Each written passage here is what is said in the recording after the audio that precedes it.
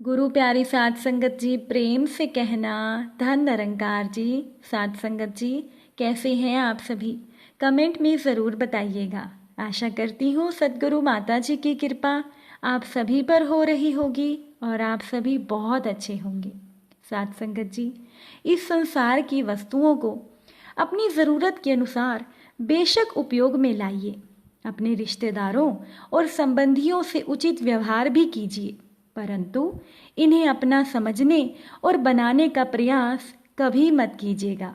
और आज की साखी इसी विषय पर आधारित है। चलिए साखी सुनते हैं। साध संगत जी, बहुत समय पहले की बात है। मालवा के राज सिंहासन पर राजा शक्ति सिंह का शासन था। अब अपने नाम के अनुरूप ही वो राजा बड़ा शक्तिशाली था और आसपास के सभी राजा शक्ति सिंह की शक्ति का लोहा मानते थे।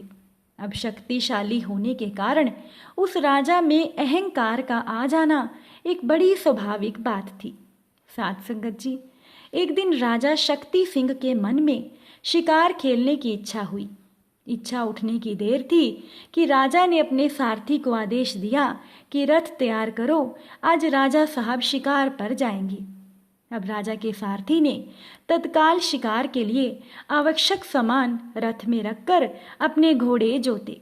राजा शक्ति सिंह ने रथ में बैठकर जंगल की तरफ प्रस्थान किया।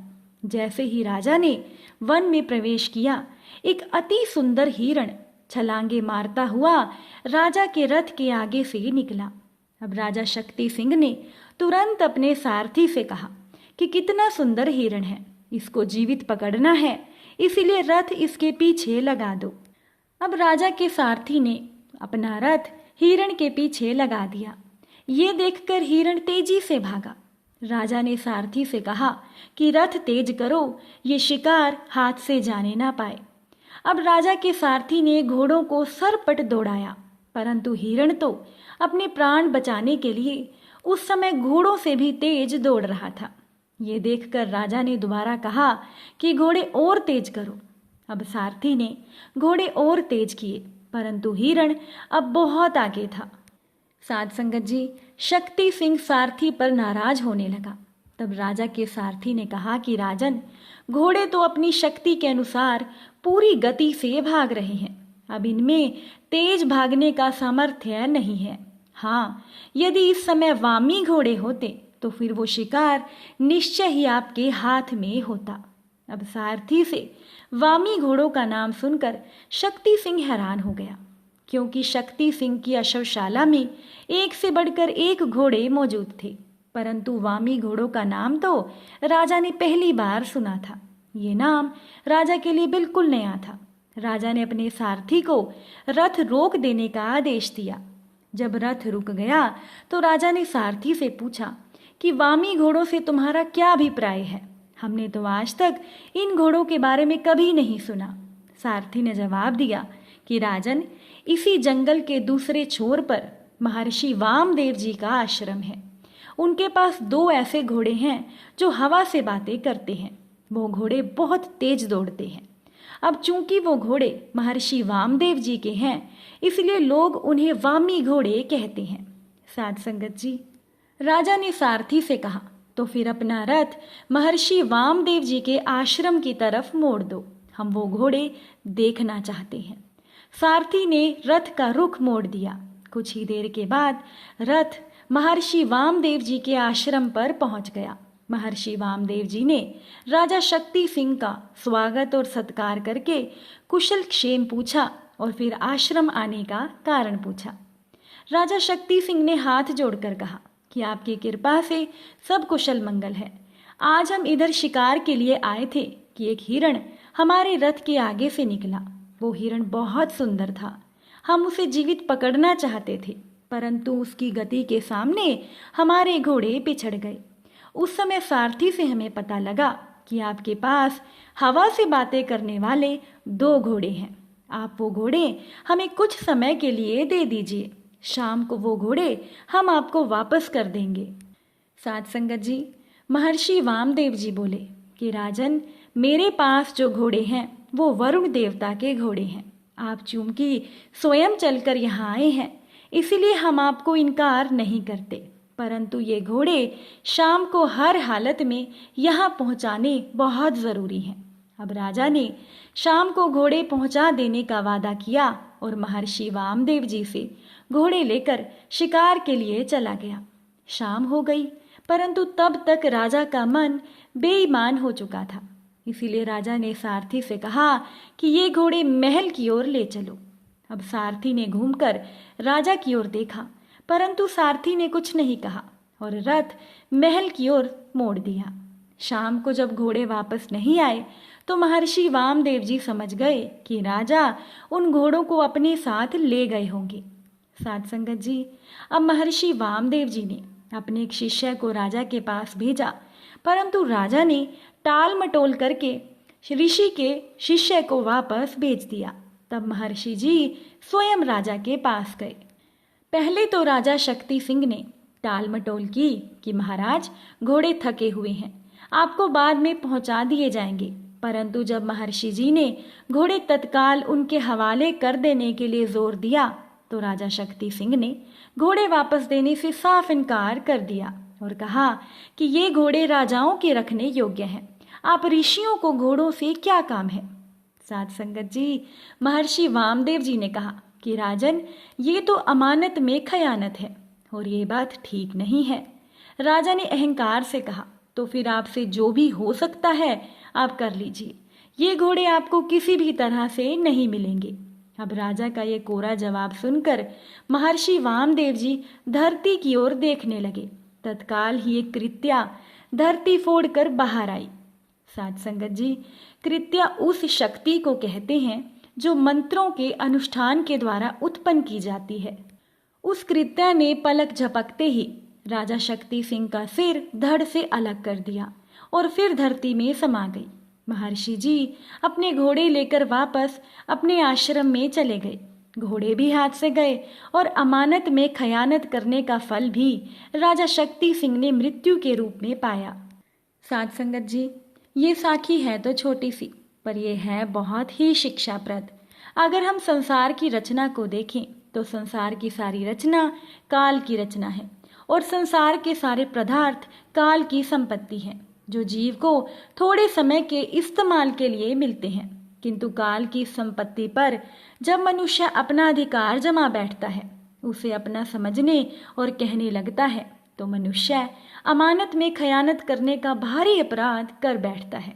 इसका फल ये होता है कि ये सब सामान तो काल उससे छीन ही लेता है और काल के दंड का भागी भी मनुष्य बन जाता है। साध संगत जी, इन पदार्थों को अपना समझ बैठने और इनमें सुरती फंसाने के फलस्वरूप काल मनुष्य को 84 के चक्कर में घसीट कर ले जाता है, जहां उसे बार बार काल का ग्रास बनना पड़ता है। इसीलिए संत महापुरुष कहते हैं कि संसार के इन सामानों को जरूरत के अनुसार बेशक उपयोग में लाओ, रिश्तेदारों और संबंधियों से जीवन निर्वाह करते हुए उचित व्यवहार भी करो, परंतु इन्हें अपना समझने और बनाने का प्रयास कभी ना करो। साध संगत जी, ना ये सामान हमारे हैं और ना कभी हमारे बन सकते हैं। हमारी अपनी वस्तु तो केवल और केवल प्रभु का सच्चा नाम है, जो पूर्ण सतगुरु से प्राप्त होता है। श्री गुरु अर्जुन देव जी महाराज फरमाते हैं कि हे मनुष्य, जिस शरीर का तुझे अभिमान है वो तेरा अपना नहीं है। राज्य, भूमि और धन भी तेरा अपना नहीं है। पुत्र, स्त्री, भाई, मित्र, पिता और माता, इनसे भी सदा के लिए तेरा कोई अपना नहीं है। सोना, चांदी, दौलत, हाथी, घोड़े, ये भी तेरे अपने नहीं हैं और अंत समय ये तेरे काम नहीं आ सकते। फिर तू इनसे क्यों लिपटा हुआ है, अर्थात इन्हें क्यों अपना समझ रहा है और इनमें सूरत फंसाए हुए है। तेरा अपना तो केवल एक नाम है और जिसकी प्राप्ति सतगुरु से होती है। इसीलिए सतगुरु से अपने दिल को जोड़ो और काल के फंदे से सदा के लिए आजाद हो जाओ। साध संगत जी, जो लोग अपने जीवन में भौतिक सांसारिक प्राप्ति को ईश्वर से ज्यादा महत्व देते हैं, उन्हें कभी भी ईश्वर की प्राप्ति नहीं होती। एक बार की बात है, एक राजा था। वो बहुत ही न्यायप्रिय और प्रजावत्सल एवं धार्मिक स्वभाव का था। वो रोज अपने इष्ट देव की बड़ी श्रद्धा से पूजा पाठ और इष्ट को याद किया करता था। एक दिन राजा के इष्ट देव ने प्रसन्न होकर राजा को दर्शन दिए और कहा कि मैं तुमसे बहुत खुश हूँ, बोलो अगर तुम्हारी कोई इच्छा है तो। अब प्रजा को चाहने वाला राजा बोला कि भगवान, मेरे पास आपका दिया सब कुछ है, आपकी कृपा से राज्य में हर तरह की सुख शांति है। फिर भी मेरी एक इच्छा है, जैसे आपने मुझे दर्शन देकर धन्य किया, वैसे ही मेरी सारी प्रजा को भी कृपा करके दर्शन दीजिए। अब ईश्वर ने राजा से कहा कि ये तो संभव नहीं है। भगवान ने राजा को बहुत समझाया, परंतु प्रजा को चाहने वाला राजा भगवान से जिद करने लगा और आखिर भगवान को भी अपने साधक के सामने झुकना पड़ा। और ईश्वर ने कहा कि ठीक है, कल अपनी सारी प्रजा को उस पहाड़ी के पास ले आना और मैं पहाड़ी के ऊपर से सभी को दर्शन दूंगा। ये सुनकर राजा बड़ा खुश हुआ और भगवान को धन्यवाद दिया। अगले दिन राजा ने सारे नगर में ढिंढोरा पिटवा दिया कि कल सभी पहाड़ के नीचे मेरे साथ पहुंचे, वहां ईश्वर आप सभी को दर्शन देंगे। दूसरे दिन राजा अपनी पूरी प्रजा और अपने स्वजनों को साथ लेकर पहाड़ी की ओर चलने लगा। चलते चलते रास्ते में एक स्थान पर तांबे के सिक्कों का पहाड़ आया। प्रजा में से कुछ लोग उस पहाड़ की तरफ भागने लगे। तभी ज्ञानी राजा ने सभी को सतर्क किया कि कोई भी तांबे के सिक्कों के पहाड़ की तरफ ध्यान ना दे, क्योंकि आप सब भगवान से मिलने जा रहे हो। इन तांबे के सिक्कों के पीछे अपने भाग्य को लात मत मारो। परंतु लोभ लालच में वशीभूत प्रजा के कुछ एक लोग तो तांबे के सिक्कों वाली पहाड़ी की ओर भाग ही गए और सिक्कों की गठरी बनाकर अपने घर की ओर चलने लगे।